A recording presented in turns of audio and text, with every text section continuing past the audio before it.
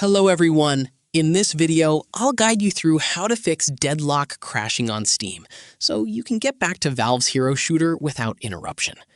Because the game is in active development, sudden crashes are usually caused by overlay conflicts or corrupt rendering settings.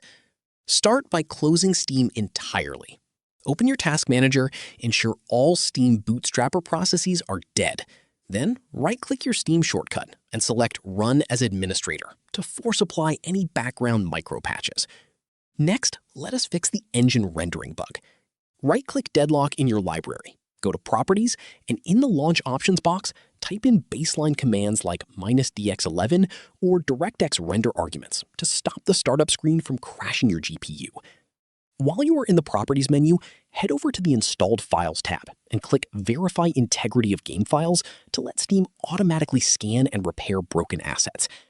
Finally, open your Steam Settings Overlay tab, along with Discord and NVIDIA settings, and completely turn off all active in-game overlays, as they heavily conflict with the Source Engine framework.